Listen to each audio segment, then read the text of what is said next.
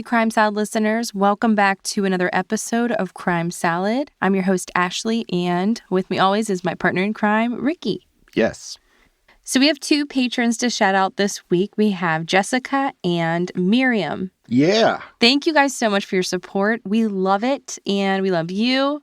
What else? And we love our pug, who's waiting for us outside this door right now. Yahoo! She tried to get in, but her sinus problem should just be too loud. Yeah. For the record. Oh, she's scratching at the door. We better go. All right. Well, let's jump into this week's episode.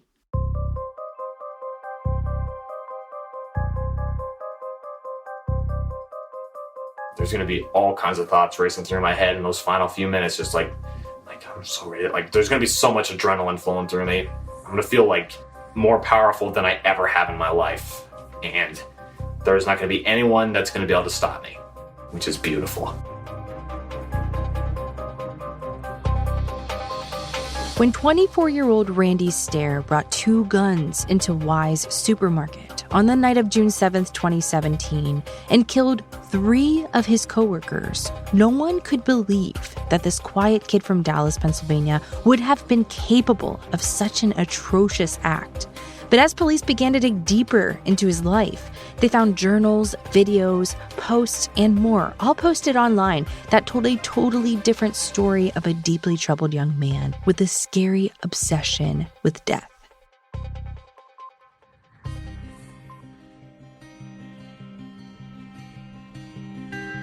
Randy Stair was born on September 17, 1992 in Dallas, Pennsylvania, a small borough in Luzerne County of about 3,000 people. With his younger brother Jeremy, the Stairs seemed to be a classic American family.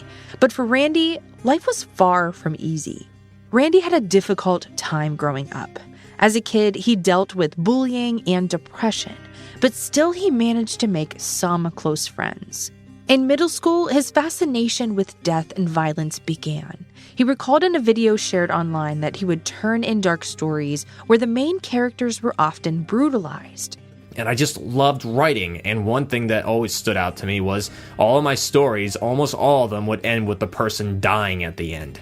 So that's a little bit of a red flag right there for everyone in the future trying to prevent people from killing themselves. He didn't think his teachers seemed to care, something that surprised Randy, and only made him more disillusioned and angry. By high school, Randy's mental health only seemed to deteriorate more, and he grew obsessed with death and suicide. He hated his high school, feeling distant from his peers. On a trip to New York City with his family, he shared in another video online that he had considered jumping from the top of a skyscraper to take his own life. But in the end, he couldn't follow through. To make things worse, Randy was deeply affected by the deaths of 2 friends. First, Randy's brother's friend, Tom Lynch, was killed after crashing into a tree. Every year, Randy would revisit the location of Tom's death in memorial. Randy's classmate in high school, Matt, also died. In Randy's words, Tom's death sucked the life out of me. Matt's death killed me. Despite clearly needing help, Randy was opposed to going to therapy and taking medication, things which have helped millions of people. He didn't want to see a counselor or to talk with anyone out of misplaced fear that these tools would alter who you are.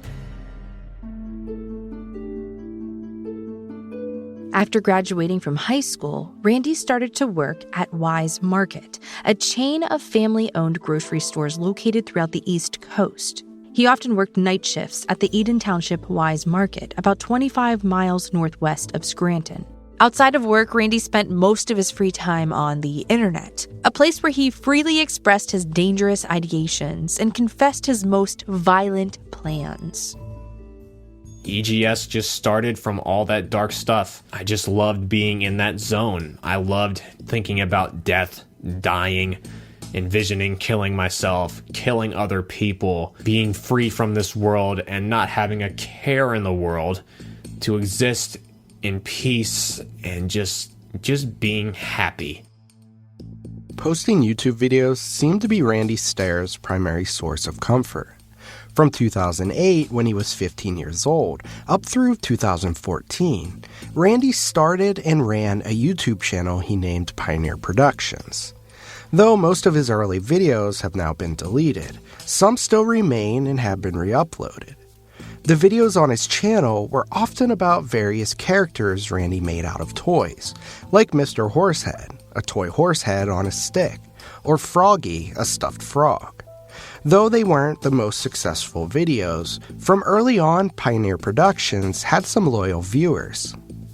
Around 2012, 4 years after starting the channel, the videos Randy was uploading began to take a less fun tone, growing darker and more serious. For example, Randy uploaded a video he called Somber, which was a silent video of him throwing rocks into a body of water. This was in stark contrast to the videos he was posting about the antics of a toy frog, whale, or a horse.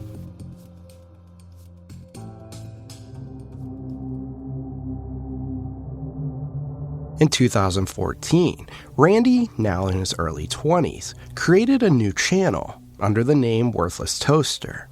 Randy had started to become obsessed with a character named Ember McLean from the Nickelodeon TV show Danny Phantom. For those unfamiliar, Danny Phantom is a children's TV show that ran from 2004 to 2007, about a teenage boy who has the superpower to travel between the human realm and a ghost world. Though she wasn't in many episodes, Ember is a villainous ghost character who played the guitar, and Randy Stair took a particular interest in her. In fact, Randy posted frequently about Ember, and one of his most popular videos, with over 3 million views, was a repost of the original song called Remember, that Ember sings in the first episode she appears in. According to the caption on the video, the original song had been difficult to find because it had been heavily edited and misattributed in the credits. Randy wrote that his video is the first featuring Ember to garner over 1 million views. Growing more interested in Ember and the Danny Phantom fandom, Randy spent less time on his original channel, Pioneer Productions. By 2014, Randy posted his last series of videos on the channel, his darkest ones yet. The first was called Amnesia Rape, in which a weight falls on Randy's head. He is then tied up by Froggy and the toy whale, who filmed him being raped. Another video is called Extinction, which shows Randy murdering Froggy and the whale. In the last video, titled Resurrection, Randy brings them back to life. For those who watched Randy's YouTube videos, these were the darkest stories Randy had shared yet. But things were only about to get more alarming. After ending his Pioneer Production videos, Randy dedicated most of his time to creating a spin-off fan story about Ember McLean. Ember's Ghost Squad was his fan-made story that featured 2 other ghost characters, Rachel and Mackenzie, and Randy, who had now changed his name online to Andrew Blaze. Andrew Blaze was a character in the show who was friends with Ember, something that Randy fantasized a lot about in real life. Ember's Ghost Squad was an animated series written by Randy. Using the money he made from working at Weis Supermarket, Randy was able to hire animators and voice actors to tell his story. Though he drew inspiration for the characters from a kids' TV show, Randy's spin-off version was anything but child-friendly. It was dark and encouraged viewers to join us and leave your life behind. The Twitter accounts Randy used to promote his show feature endless angry tweets about death, dying, and the hatred of others. Long ago, I lost my life in a house fire. My hopes and dreams shattered. People had forgotten about me and moved on with their lives. Humans are such a disgrace. Life is full of questions and surprises, but death is full of wisdom and power. In 2016, Randy started working on a new video that he called Westboro High School Massacre / Goodbye. The video showed the animated characters from Ember's Ghost Squad bringing guns to a high school and shooting the students. Westboro High School was the actual school that Randy attended only a few years earlier. This video wasn't posted online until June 7th, 2017, and marked the final video in the EGS series. In the days leading up to the release of this video, and others that Randy had secretly recorded outlining his horrific plans, he posted on the Embers Ghost Squad Facebook page the following: "These are going to be the longest 17 days of my life. Mark June 7th on your calendars, because you probably won't witness anything quite like this again. Just saying." He lists that videos, writings, photos, and edits, and more from all of his projects over the years will be shared, especially things he's been working on in the last 6 months. He ends his post by writing, "9 years calls for something massive. Unlike anything I've done before. I'm pumped." No one had any idea what he had planned. At 11 p.m. on June 7th, 2017, Randy arrived at Weis Markets in Tunkhannock, where he was scheduled to work a late-night shift. As he arrived, he went to the back of the store where the employees had their personal area and blocked an emergency exit. As if he did nothing, Randy continued on with his shift, restocking the shelves, putting away items customers had left behind when the store was open, and cleaning up the aisles. At 11:37 p.m., nearly 40 minutes after his shift started, CCTV footage of the parking lot showed Randy leaving the store and walking to his car that was parked out front. The footage shows him getting in, driving his car to the back of the building, and parking it right near another emergency exit, blocking the path for anyone to get out through that door. As he gets out of his car, Randy can be seen taking a duffel bag with him, carrying about 100 rounds of ammunition. Within the next half hour, by 12:10 a.m., Randy had multiple files and videos uploaded to his various social media accounts. The videos were called Goodbye, Suicide Tapes, and his animated Westboro Massacre video. There were excerpts from his personal journals and links to his other accounts that he had his writings. Randy also posted a 36-minute-long video detailing exactly what he planned to do to those in the market that night. In terms of how this is going to go down, Wednesday, June 7th, 2017, 1 o'clock, we go out for break. Here's what's going to happen. When he goes out, I'm going to block the emergency exits. So I'm thinking, how the fuck am I going to block these doors? I'm not going to be able to. I'm just going to have to pop the two of them and then just hope to goddess I can get over to him before he runs out that exit. With guns, ammo, and his plans released to the internet, Randy returned to Weis Market and proceeded to block all other remaining exits. At 12:41 in the morning, he locked the automatic doors at the entrance of the store. The 4 other employees working that night were trapped inside. Randy armed himself with 2 pistol-grip automatic shotguns and began to walk through the store, opening fire. As he walked through the store, he shot at items on the shelves, shot multiple times at propane tanks, hoping that they would explode, but none did. Of the 4 employees other than Randy working that night, Randy shot and killed 3 of them, leaving only 1 survivor.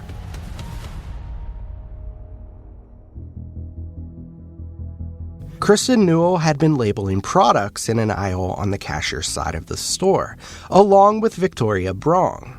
They both had their headphones in, playing music while they worked. Victoria often had her headphones cranked, but Kristen preferred to have hers at a lower level. Kristen was towards the middle of the aisle when Victoria walked over to where they had been keeping the tags for that night. All of a sudden, Kristen heard a couple popping sounds and then a thud.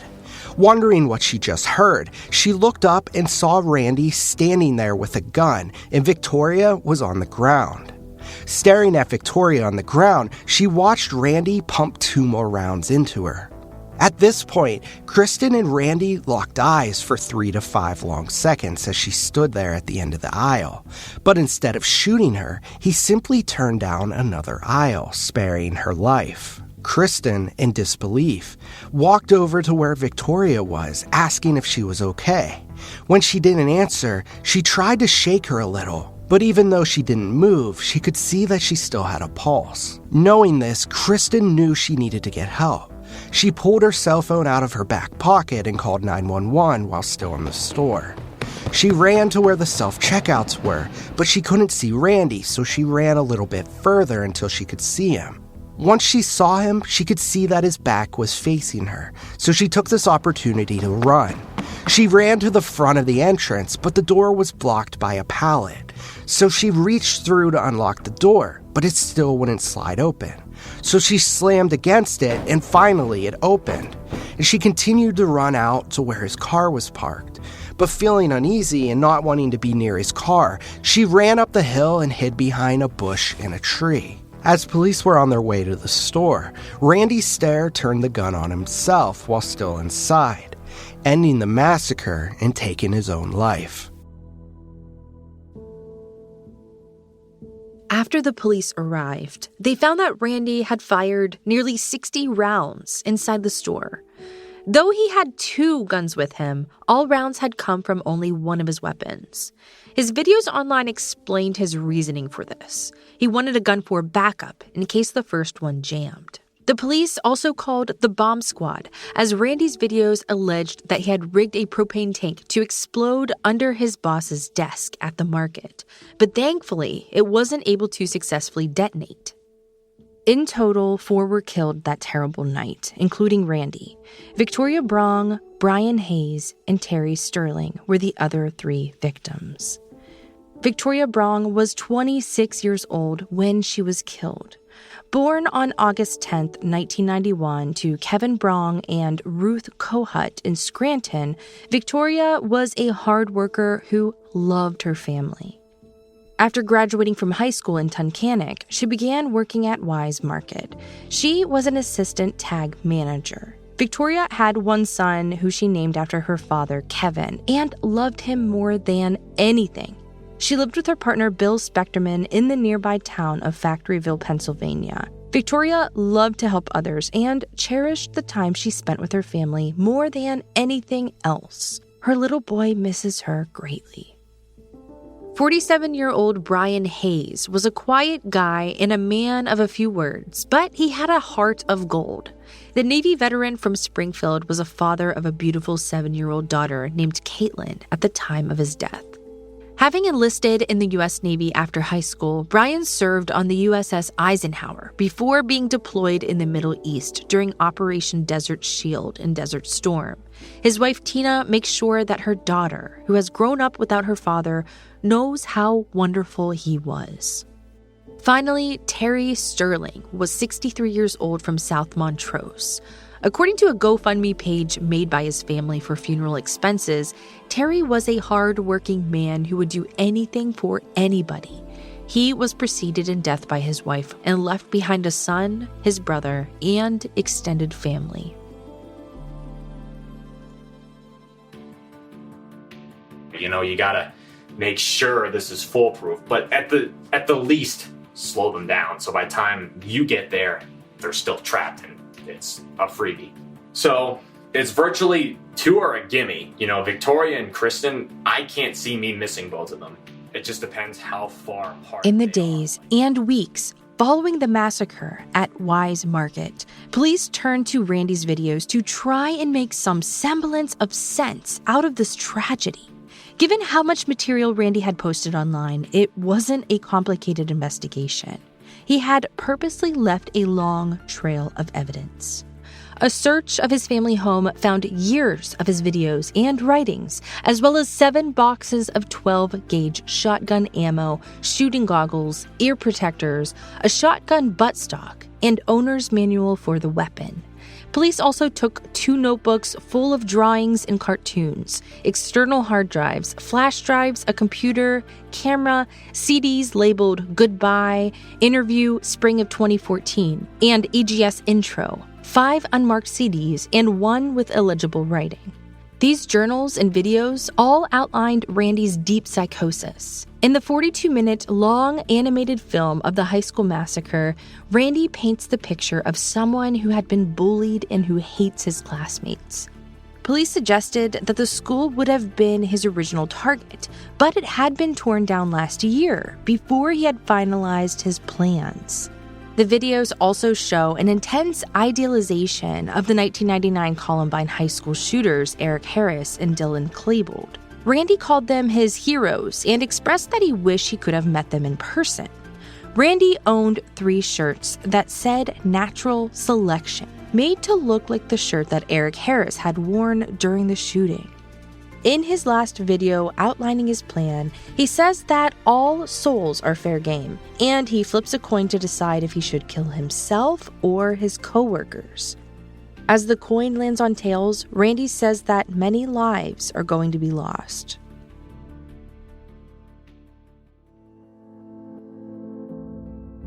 I would say the very end of 10th grade is when it finally started to get a little deeper.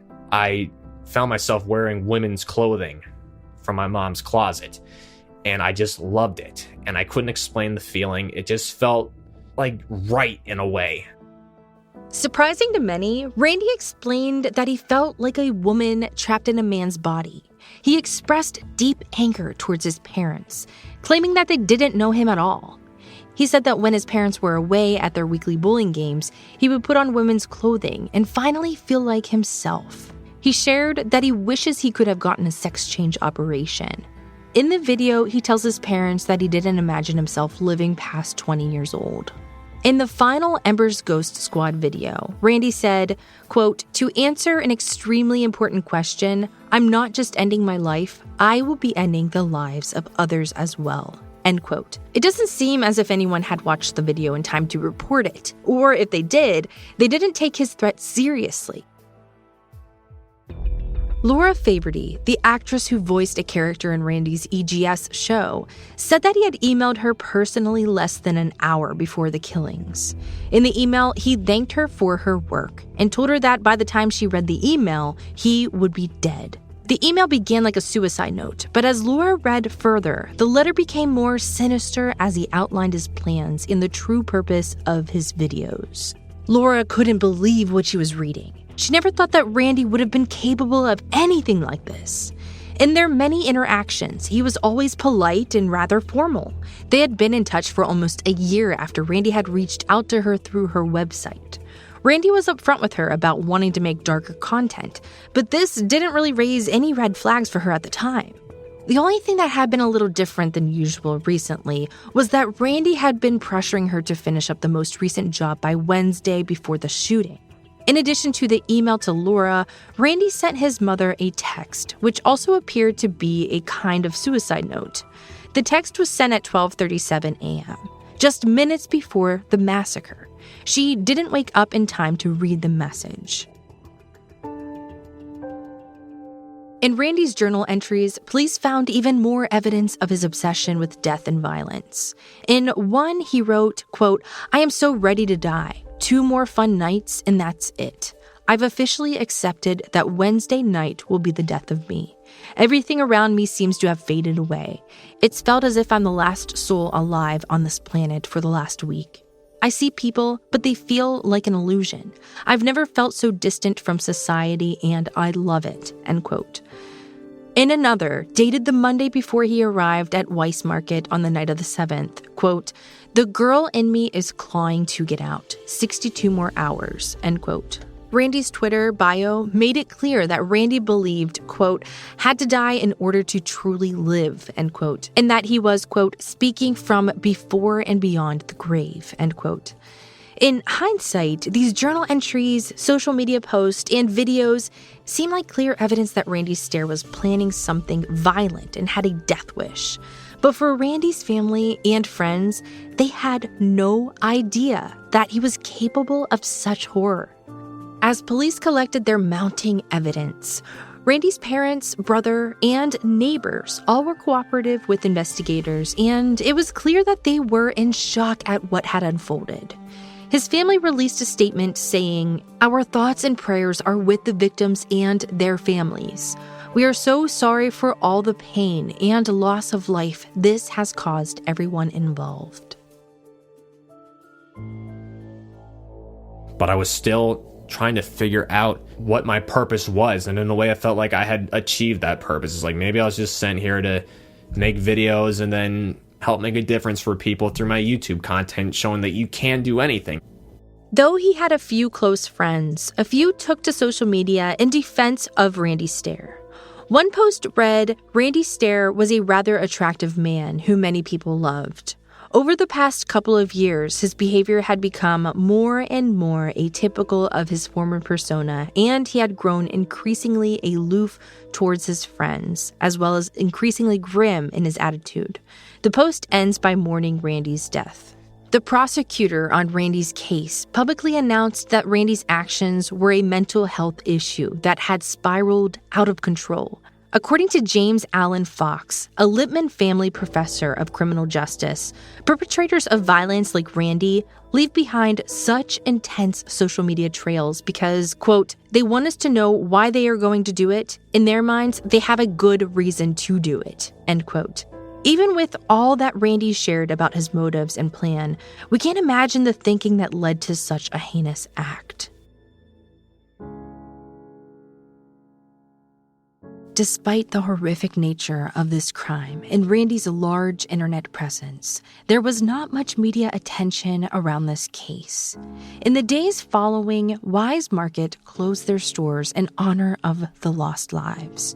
Rather than tearing down the store where the tragedy had unfolded, Weis Markets instead decided to entirely remodel the inside. So when the store reopened weeks later, the front remained the same, but the customers would hopefully no longer be reminded of the massacre that happened in the aisles.